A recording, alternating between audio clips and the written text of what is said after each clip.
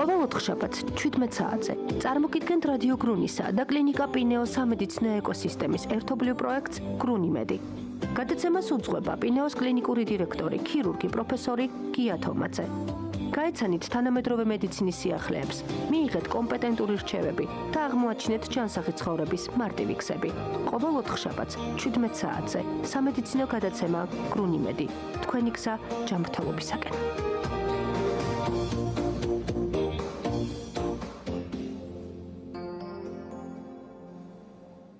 მოგესალმებით ჩვენოს მენელებო.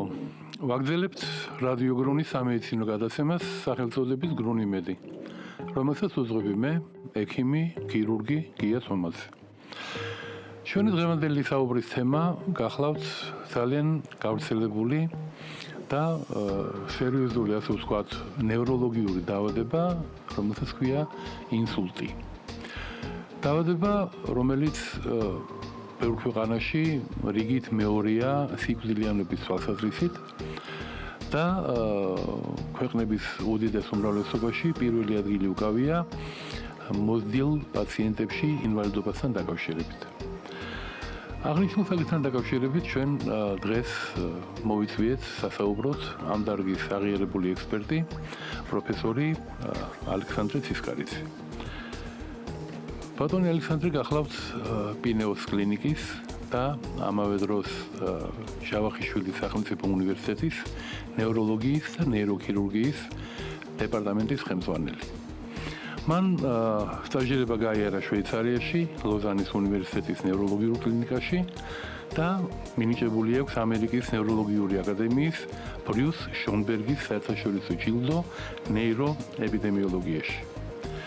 ბატონი ალექსანდრე გახლავთ ევროპის აკადემიის ნამდვილი წევრი, ევროპის ინსულტის ორგანიზაციის დამფუძნებელი, ინსულტის ევროპული საზოგადოების პრეზიდიუმის წევრი, ნევროლოგიური აკადემიის ინსულტის შემსწავლელი სამეცნიერო პანელის წევრი. ამრიგად, თუ არსებობს ინსულტთან დაკავშირებული რაიმე საერთაშორისო ევროპული გაერთიანება, ყველა მათგანთან ბატონი ალექსანდრეს სახელი არის ასოცირებული. აქედან გამომდინარე, კიდევ დამატებით ვიტყვით იმას, რომ ბატონი ალექსანდრე ჩვენს კლინიკაში, პინეოს კლინიკაში ატარებს ყველა სახის ნევროლოგიურ პაციენტებს და მათ შორის ინსულტიან პაციენტებს. გამოიყენება ყველაზე უფრო თანამედროვე მკურნალობის მეთოდები, ისეთი როგორიც არის თრომბოლიზისი და თრომბექტომია. ბატონო ალექსანდრე, დიდი მადლობა მინდა მოგახსენოთ იმისათვის, რომ მოძებნეთ დრო და მონაწილეობას ღებულობთ ჩვენს გადაცემაში.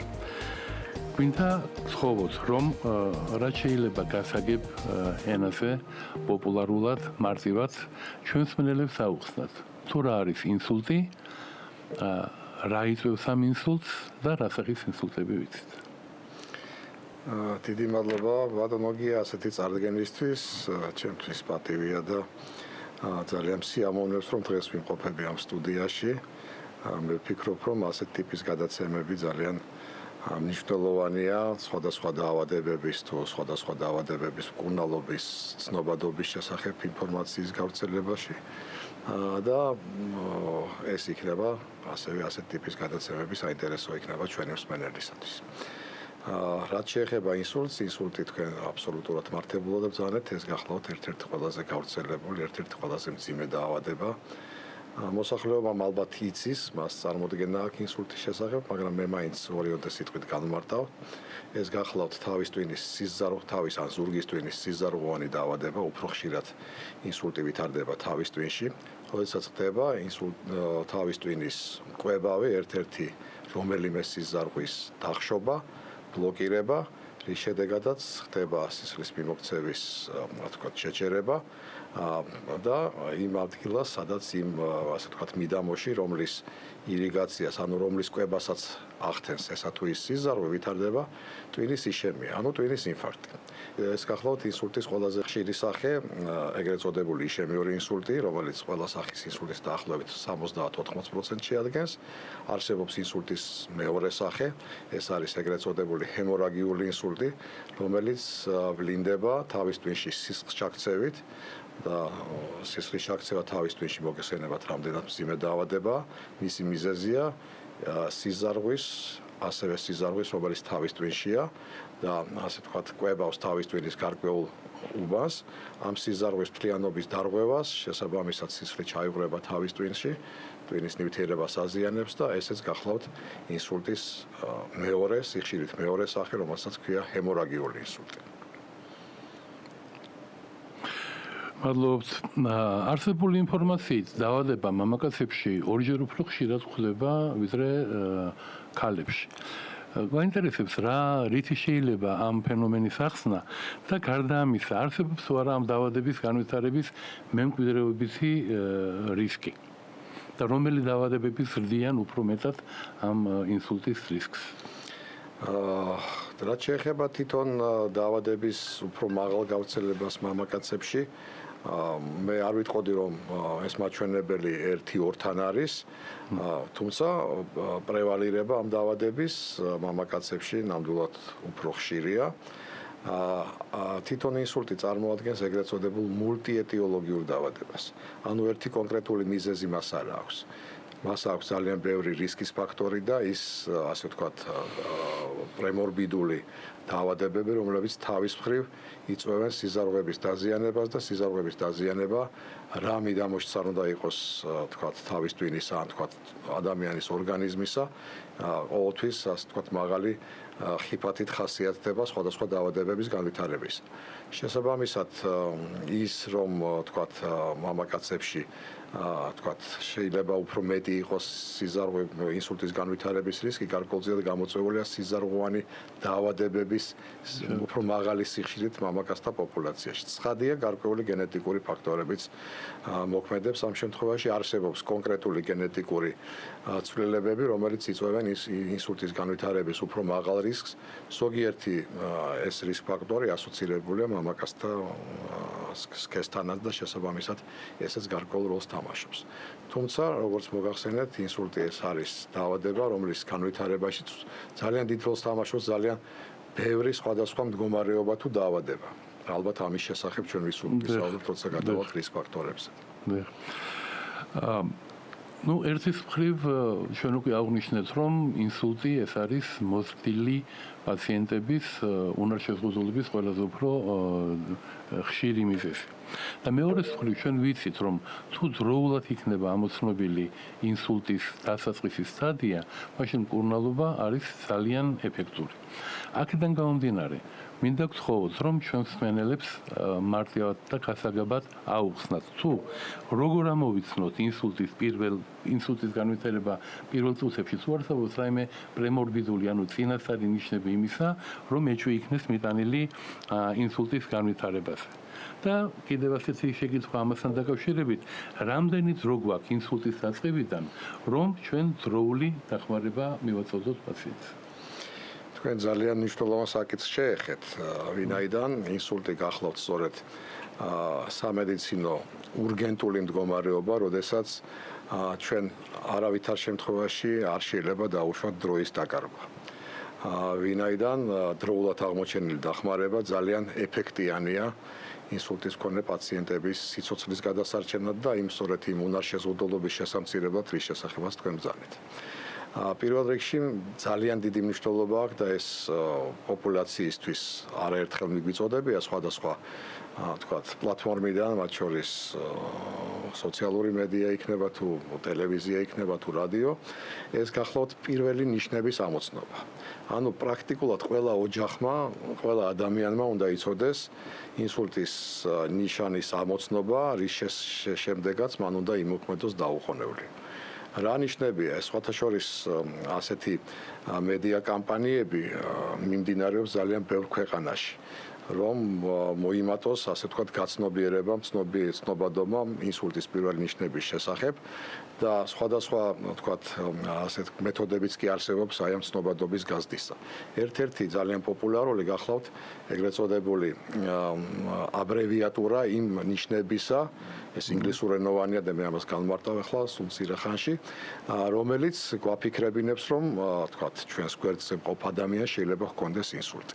ეს აბრევიატურა ასე გამოიყურება fast სიტყვა ეს არის სისწრაფე, სწრაფი ინგლისურ ენაში მოგეხსენებათ, თუმცა ეს მხოლოდ სისწრაფეს და დროს არ გულისხმობს. ის სწორედ შედგება იმ რამოდენიმე მნიშვნელოვანი სიმპტომისგან, რომელიც ჩვენ უნდა ვიცოდეთ. ამ სიტყვის პირველი ინგლისური ასო ეს გახლავთ F-ი და ინგლისურ ენაზე ეს წარმოადგენს პირველ ასოს სიტყვისა face, სახე. და ჩვენ ალბათ გაგვიგონია და თუ არა და თქვა ხანდახან გვინახავს უეცრად ადამიანს განუვითარდება სახის ასიმეტრია, მას სახე მოექცევა, ასე ვთქვათ. და თუ ეს დავინახეთ, ეს ერთ-ერთი მნიშვნელოვანი ფაქტორი შეიძლება იყოს ინსულტის გამოცნობისა. ანუ პირველი ნიშანი შეიძლება აღმოჩნდეს სწორედ სახის ასიმეტრია. მეორე ეს არის arm, ანუ ხელი. სისუსტე ხელში, თქვათ ადამიანს უყურებდა მას უეცრად განუვითარდა ხელი სისუსტე, რაღაცა დაუვარდა ხელიდან, ხელი ჩამოუვარდა. ეს ასე ვთქვათ ასევე შეიძლება იყოს თუ ეს სწრაფად ვითარდება, ეს შეიძლება იყოს ინსულტის ნიშანი. შემდეგ არის უკვე მნიშვნელოვანი ნიშნები, რომელიც უნდა ასე ვთქვათ ყურადღება მისაქცევი იყოს, ეს შეიძლება იყოს სისუსტე განვითარებული ქვემო კიდურებში, ეს შეიძლება იყოს მეტყველების დარღვევა და აქვე ვთქვათ ისევ დაუბრუნდები fast, S-ი სიტყვა, ეს არის speech ნიშნავს მეტყველებას ინგლისურად და თუ უეცრად ადამიანს დაერღვევა მეტყველება, ასევე ჩვენ ძალიან დიდი ალბათობით შეიძლება გამოიცნოთ ინსულტი. და ბოლო ასე ვთქვათ ასო, აი ამ ასე ვთქვათ ამ მოტოში ეს გახლავთ T, ანუ time ინგლისურ ენაზე, ანუ ეს იმას ნიშნავს, რომ ჩვენ არ უნდა დავკარგოთ დრო. შესაბამისად, თუ ჩვენ შევამჩნიეთ, რომ ადამიანს უეცრად განუვითარდა სახის ასიმეტრია, სისუსტე კიდურებში, მას დაერღვა მეტყველება, ჩვენ აუცილებლად უნდა ვიმოქმედოთ გადაუდებლად. და გადაუდებლად მოქმედება ეს გახლავთ სასწრაფოს გამოძახება. სასწრაფოს გამოძახების შემდგომ პაციენტი დაუყოვნებლივ უნდა იყოს გადაყვანილი ისეთ კლინიკაში, სადაც ხდება ინსულტის თანამედროვე სტანდარტებით მკურნალობა. მე ძალიან მიხარია და ამაყი ვარ იმით, რომ კლინიკა პინეოში ეს სწორედ თანამედროვე სტანდარტებით ხორციელდება, სადაც პაციენტს გაეწევა ასევე დაუყოვნებლივი დახმარება. რატომ აქვს დიდი მნიშვნელობა დროს? განსხვავებით შეიძლება სხვა პათოლოგიებისაგან, ვინაიდან ინსულტის განვითარების შემდგომ წვინის დაზიანება გარკვეული დროის განმავლობაში გახლავთ შექცევადი. ანუ თუ სისხლის მიმოქცევა აღდგა დროის ამ მონაკვეთში და ეს სხვადასხვა ვთქვათ ინდივიდუალური პაციენტისთვის შეიძლება ინდივიდუალური იყოს, მაგრამ გასაშვალოებული მაჩვენებელი ეს გახლავთ 4 საათნახევრიანი თერაპიული ფანჯარა ეგრეთ წოდებული, როდესაც თუ ჩვენ ჩავერიეთ შესაბამისი ასე ვთქვათ მკურნალობის მეთოდით და თქვენ ახსენეთ თრომბოლიზისი, ანუ გადაუსხით პაციენტს ის მედიკამენტი, რომელიც თრომბს შლის და სისხლის მიმოქცევას აღადგენს, ასეთ შემთხვევაში ჩვენ პაციენტს შეიძლება იმდენად კარგად დავეხმაროთ, რომ მას არანაირი ასე ვთქვათ, ეს ნევროლოგიური დეფიციტი აღარ დარჩეს და ის აქტიურად სრულიად გამოჯამთელდეს. მეორე მეთოდი, რომელიც ასევე თქვენ ახსენეთ, ეს უფრო ისეთი აგრესიული, ინვაზიური მეთოდია, ეგრეთ წოდებული თრომბექტომია, როდესაც ჩვენ შევდივართ სიზარღვში, თრომბირებულ სიზარღვში და ხდება თრომბის მექანიკური გამოტანა, გამოღება სიზარღვიდან, ისიც გარკვეულ დროის განმავლობაში უნდა განხორციელდეს, ეს არის დაახლოებით 6-დან 7 საათი. დაგვიანებულ შემთხვევებში არც ერთ ამ მეთოდს უკვე ასე ვთქვათ ეფექტი არ აქვს და არათუ ეფექტი იკარგება, იზრდება გართულებების რისკი. შესაბამისად, ჩვენ გვაქვს ეგრეთ წოდებული ოქროს ფანჯარა, თერაპიული ფანჯარა, როდესაც დროულად ჩატარებული ღონისძიებები იძლევა საშუალებას პაციენტის მდგომარეობა მნიშვნელოვნად გაუმჯობესდეს და თავიდან იყოს აცილებული, როგორც მოგახსენეთ, სიკვდილი ან მაღალი ხარისხის ფუნქციური უნარშეზღუდულობა. მადლობთ, სწორედ მაგაზე მინდოდა ახლა დეტალურად მეკითხა. საერთოდ ამ ინსულტთან დაკავშირებული სიკვდილიანობა საკმაოდ მაღალია და კვეთრად განსხვავდება ქვეყნების მიხედვით. მოკლედ მე რო გადავხედე ლიტერატურას, აი რუსეთში მაგალითად 35%-მდე არის ისემიური სიკვდილის შედეგად განვითარებული სიკვდილიანობა. გერმანიაში ინსულტის, გერმანიაში 20%-მდე ყოფილა, ამერიკის შეერთებულ შტატებში 15%-მდე. ყველაზე დაბალი არის იაპონიაში, სადაც 10%-მდე არის ეს. ეს ალბათ სწორედ აი ამ ახალი მეთოდიკის განერგვის გამოძახილია, რაც თქვენ ახლა ამ წუთში აღწერეთ. დიახ, რასაკვირველია, ესე იგი თუ ჩვენ ამ ქვეყნების ჩამონდათვალს ასე მივყვებით, ზუსტად იგივე პარალელიზმი იქნება ამ ქვეყნების ეკონომიკური განვითარების და შესაბამისად ეკონომიკური განვითარება კორელაციაშია ახალი ტექნოლოგიების დანერგვასთან, კორელაციაშია თქვათ უფრო მეტ თქვათ საშუალებებთან იმისა, რომ პაციენტების სხვადასხვა დაავადებების პრევენცია თუ მკურნალობა მოვახდინოთ თანამედროვე მეთოდებით და შესაბამისად ეს ძალიან თვალმათელია ასეთი სტატისტიკა. თუ ჩვენ ჩვენს მსმენელს დროულად ეცოდინება მისი პირველადი ნიშნები, დროულად მიმართავენ კლინიკას და შესაბამისად სავარაუდოდ შედეგი იქნება უკეთესი. ესეთი შეკითხვა არის კიდევ სხვა შესაძლებელია თუ არა ინსულტის სრული განკურნება. გასაგებია ახლა ეგ თავისი ვარიაციები იქნება, მაგრამ და აი რამდენად მნიშვნელოვანია რეაბილიტაცია და რა დრო ჭირდება თქვათ პაციენტის სრულ რეაბილიტაციას თუ ეს საერთოდ შესაძლებელია სრულად განხორციელდეს. სანამ ამ საკითხზე გადავიდოდი, ინსულტის მეორე სახეზე 2-3 სიტყვას გეტყოდით, ჰემორაგიული ინსულტი. თავის ტვინში სისჩაქცევა, რომელიც ასევე არის გადაუდებელი მდგომარეობა ნევროლოგიაში და ზოგადად მედიცინაში. სუსტად იგივე ასე ვთქვათ პრინციპები უნდა იყოს გამოყენებული სისჩაქცევების დროს. პაციენტი რაც შეიძლება სწრაფად უნდა იყოს მიყვანილი, სიმპტომები დაახლოებით იგივეა. ამიტომ გამოცნობა ასევე მარტივია შედარებით ინსულტის ნიშნები, ჰემორაგიული ინსულტისა. პაციენტი ძალიან სწრაფად უნდა იყოს მიყვანილი შესაბამის ჰოსპიტალში, სადაც რიგ შემთხვევებში ტარდება ნეიროქირურგიული ოპერაცია, როდესაც ხდება ჩაქცეული სისხლის ასე ვთქვათ ამოღება და შესაბამისად გადარჩენა იმ ასე ვთქვათ ტვინის იმ უბნებისა, რომელიც მანამდე ამ ჩაქცეული სისხლის გამო ასე ვთქვათ კომპრომენტირებულია და ამიტომაც ამ შემთხვევაში ჩვენ ასე უნდა მოვიქცეთ. რაც შეეხება ასე ვთქვათ თქვენ შეკითხვას, შესაძლებელია თუ არა სრულად იყოს განკურნებული ინსულტი. რასაკვირველია, აი სწორედ დროული გამოყენების დროს იმ თანამედროვე ტექნოლოგიებისა ჩვენ ძალიან ხშირად გვაქვს შემთხვევები, როდესაც ძალიან სწრაფად უკუგანვითარდება ის მძიმე ნევროლოგიური სიმპტომატიკა, რომელიც პაციენტს აქვს. თქვათ, პაციენტი სრულად ვერ მეტყველებს, მას წართმეული აქვს ხელფეხი, დაქვეითებული აქვს ცნობიერება და იშემიური ინსულტის შემთხვევაში, თქვათ, თრომბოლიზის და თრომბექტომიის შემთხვევა გამოყენების დროს, ხოლო ჰემორაგიული ინსულტის დროს დროულად ჩატარებული ქირურგიული ოპერაციის შემთხვევაში ეს მოვლენები შეიძლება სრულად უკუგანვითარდეს. თუმცა, უმრავლეს შემთხვევებში გარკვეული ასე ვთქვათ ნარჩენი მოვლენები შეიძლება დარჩეს, რასაც მე შემდგომში ჭირდება ადეკვატური და სწორი რეაბილიტაცია.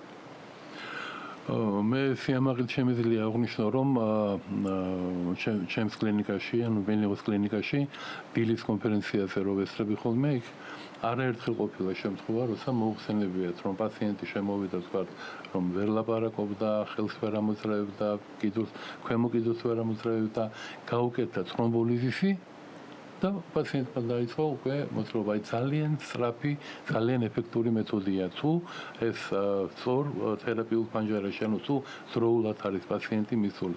ამიტომ ნამდვილად გულდასაწყვეტი იქნება თუ იმის გამო, რომ პაციენტი დაიგვიანა მისვლა, რომ ეს პაციენტი დარჩეს სამუდამო ინვალიდად. ასეთი დევიზიც არსებობს ინსულტის შემთხვევაში ტვინი დროა. Time is brain ამ შემთხვევაში. გარკვეულწილად მანიც ალბათ.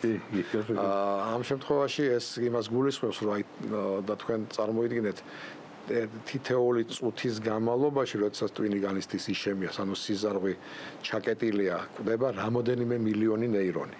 თითეული წუთის განმავლობაში. და ნეირონების აღდგენა თქვენ მოგეხსენება ტვინის ქსოვილის აღდგენა ეს ძალიან რთულია და ამას აღდგენებობდნენ რომ ნერვული უჯრედები არ დგებიან. გარკვეულწილად აღდგენა ხდება, მაგრამ რასაკვირველია ძალიან ნელა და არავითარ შემთხვევაში სრულყოფილა და სრულფასოვნად. თუმცა ისე რომ ვიცოდეთ, თავის ტვინში რამოდენიმე მილიარდი უჯრედია.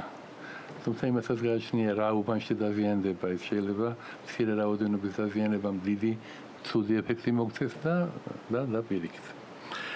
ერთი ისეთი საინტერესო შეკითხვა მოვისმინე გარკვეული ხნის წინ სოციალურ ნევროლოგის და საკმაოდ ცნობილი ნევროლოგის ინტერვიუ ინსულტთან დაკავშირებით, თავისვინის სიცარღვების დაზიანებასთან დაკავშირებით და ალკოჰოლთან დაკავშირებით და მაშინ აღინიშნა ასეთი რამ, რომ თითქოს წითელი ღვინო დღეში 150 მილilitrამდე, თუნდაც ყოველდღე მიღებული არის აბსოლუტურად უვნებელი, ისევე როგორც 300 მილილიტრი ლუდი ან 50 მილილიტრი არაყიო. მაინტერესებს თქვენი მოსაზრება, რამდენად შეესაბამება ეს ნათქვამის ისტორიას და პარემ ამასთან დაკავშირებითაც რო გითხრათ, როგორია კვების სწორი რეჟიმი აი ამ ინსულტის პროფილაქტიკასთან მიმართებაში.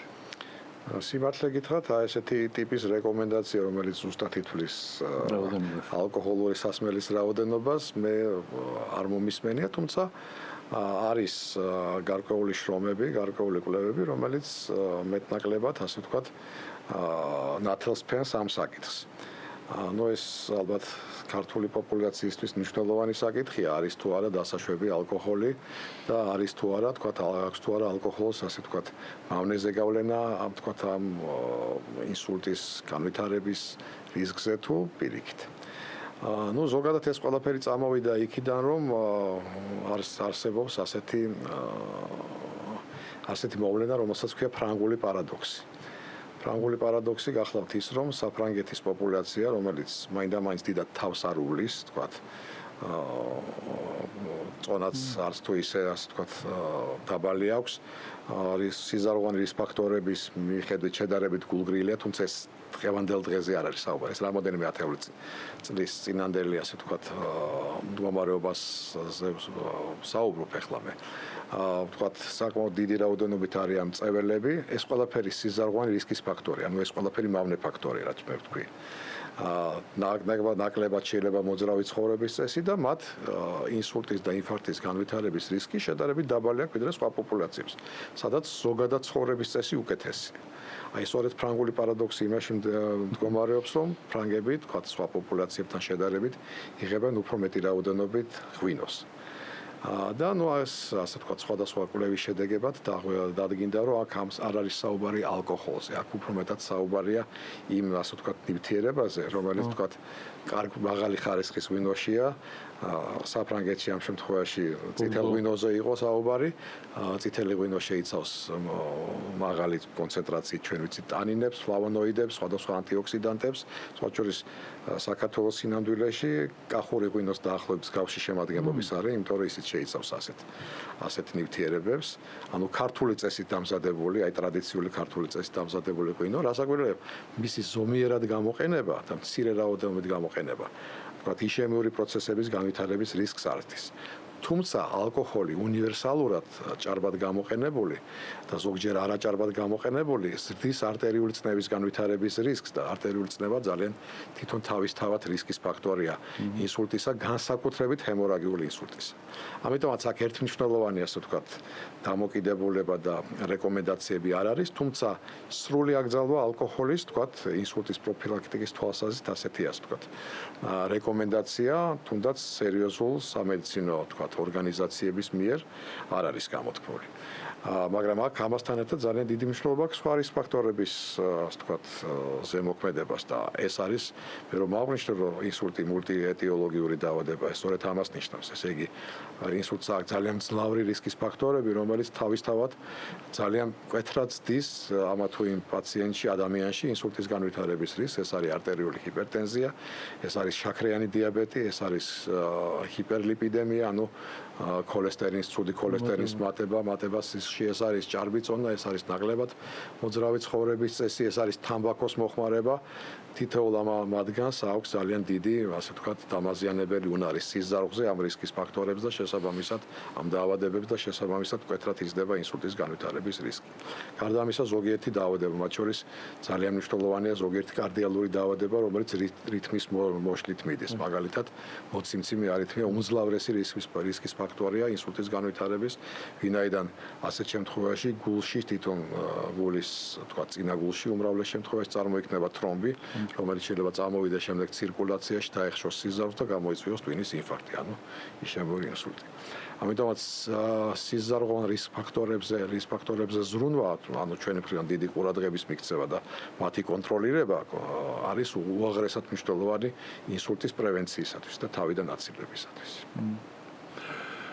ჩვენ ვიცით, რომ ინსულტი უფრო ხშირად ასაკიან პაციენტებს ემართებათ. მე ვთქვი უფრო ხშირად, მაგრამ რამდენად დაზმოულები არიან ინსულტისაგან ახალგაზრდები და რა არის თქვა უფრო ხშირი მიზეზი ახალგაზრდებში ამ მიმართულებით და უნდა მიაქციოს თუ არა ახალგაზრდამაც ყურადღება ამ საშუალებას. ეს ზოგადად ცნობილია და ცნობილი იყო, რომ ინსულტი რასაკვირველია, ეს შედარებით ხანდაზმული პოპულაციის დაავადებაა. ამას მარტივი ახსნა, თვითონ ასაკი გახლავთ ერთ-ერთი რისკ ფაქტორი, ამაზე მე არ მისაუბრია, ეგრეთ წოდებული არამოდიფიცირებადი რისკის ფაქტორი, იმიტომ რომ ასაკზე ზემოქმედება ჩვენ არ შეგვიძლია, ჩვენ შეგვიძლია სხვა რისკის ფაქტორზე ზემოქმედება მოვახდინოთ, მაგრამ ასაკზე ეს ცხადია ჩვენ ჯერჯერობით არ შეგვიძლია.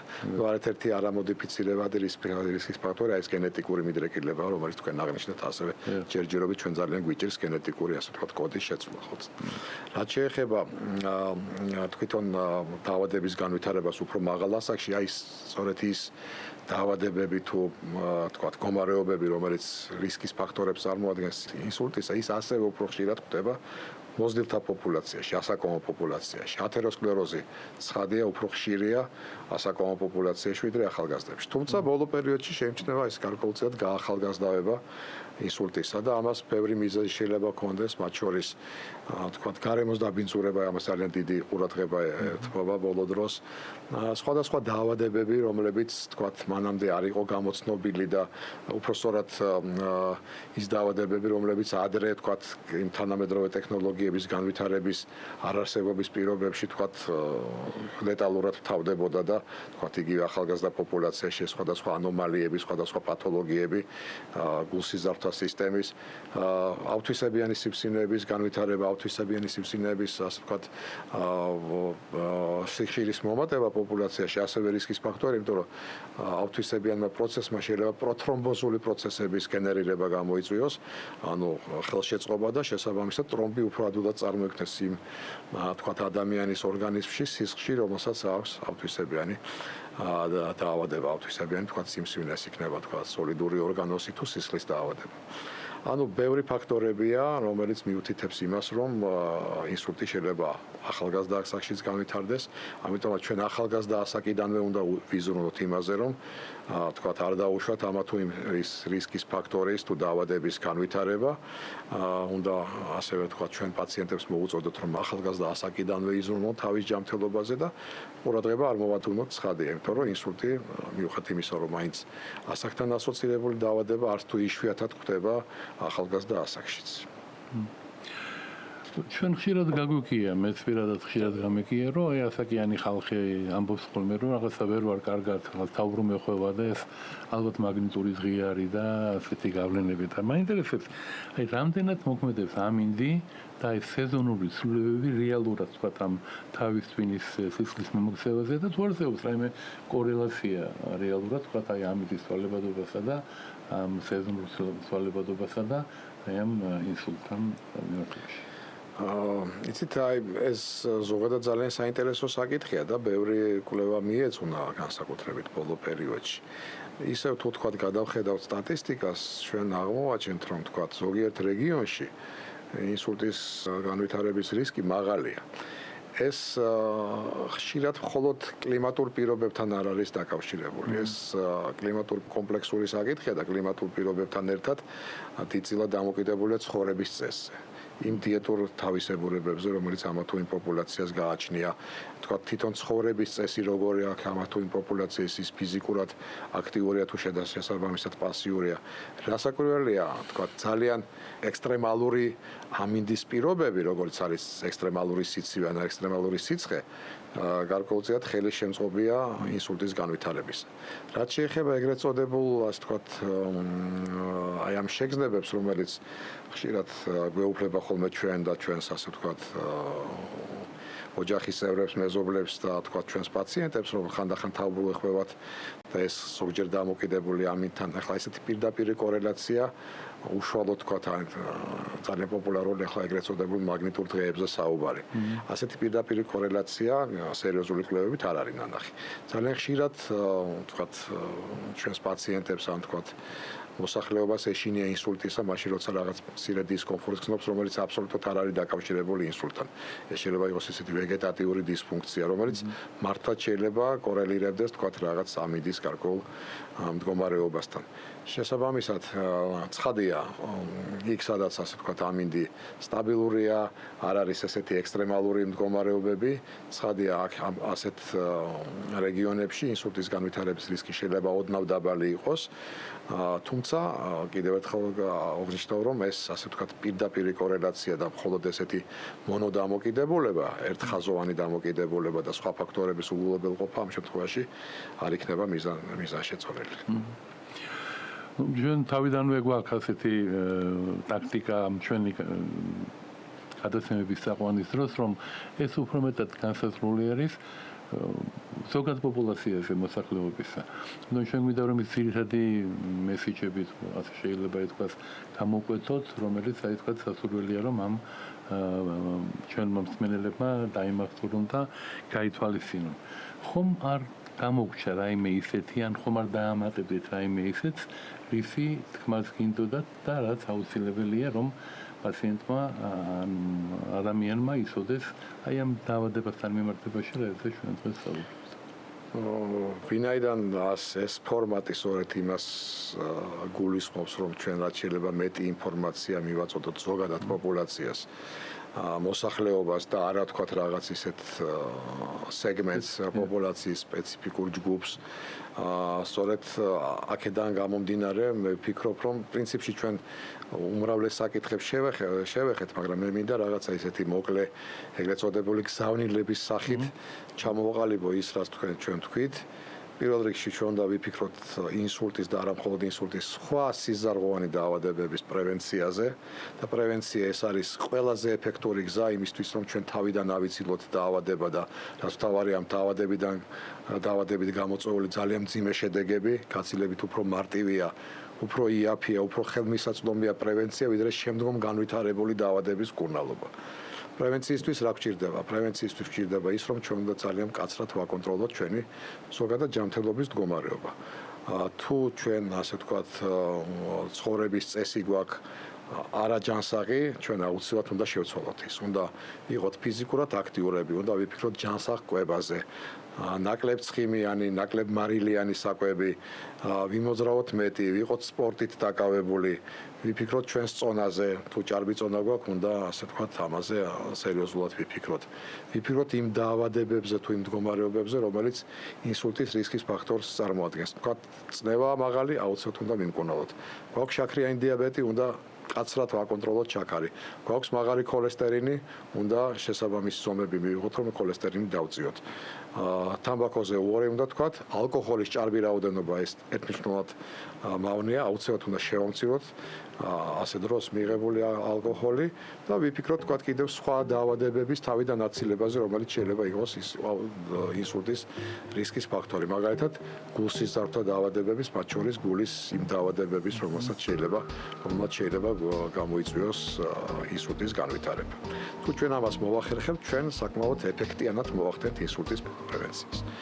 ეხლა ეს ერთი ასე ვთქვათ მნიშვნელოვანი ნაწილი იმ გზავნილებისა, რომელიც მე მინდა მეთქვა. მეორე ეს გახლავთ უკვე თუ სამწუხაროდ ადამიანს განუვითარდა ინსულტი, ჩვენ უნდა დროულად გამოვიცნოთ და კიდევ ერთხელ განმეორდები, ეს არის ის სიმპტომები, რომელსაც ჩვენ ვხედავთ ხოლმე, უეცრად განვითარებულ სიმპტომებს, ეს გახლავთ სახის ასიმეტრია, მეტყველების დარღვევა, სისუსტე ხელფეხში. ასეთ შემთხვევაში ჩვენ უნდა დაუყოვნებლივ ვიმოქმედოთ. ჩვენ უნდა მაშინვე შევეცადოთ, რომ პაციენტი მოხვდეს შესაბამისი პროფილის საავადმყოფოში, ამისთვის რა უნდა გავაკეთოთ? არ არის საჭირო ბევრი ასე ვთქვათ, დროის კარგა სხვადასხვა რამეზე, აუცილებლად უნდა გამოიძახოთ სასწრაფო დახმარების მანქანა. შემდეგ უკვე სასწრაფო დახმარების მანქანამ ეს პაციენტი უნდა გადაიყვანოს იმ სტაციონარში, სადაც ხდება ინსულტის. ნუ ყოველ შემთხვევაში ჩვენ ამაზე ძალიან ბევრს მუშაობთ. მე გარდა ასე ვთქვათ იმ ჩამონათვალისა, რომელიც თქვენ წარმოადგენთ, გახლავართ საქართველოს ინსულტის ასოციაციის ხელმძღვანელი და ძალიან აქტიურად მუშაობთ სამინისტროსთან, შესაბამის სტრუქტურებთან, რომ ეს ასე ვთქვათ სისტემა მუშაობდეს გამართულად, სწორად.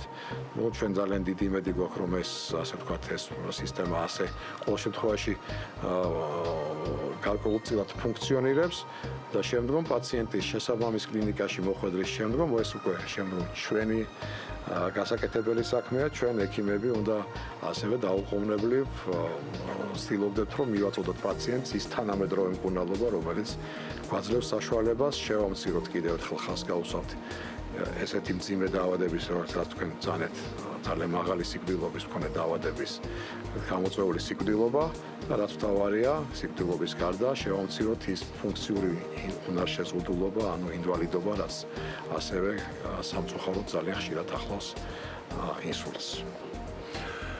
დიდი მადლობა მოწოდებული ინფორმაციისთვის და დიდი მადლობა თქვენი დროისთვის. პირიქით, დიდი მადლობა მოწვევისთვის, იმედი მაქვს კიდევ შევხვდებით აქ სტუდიაში.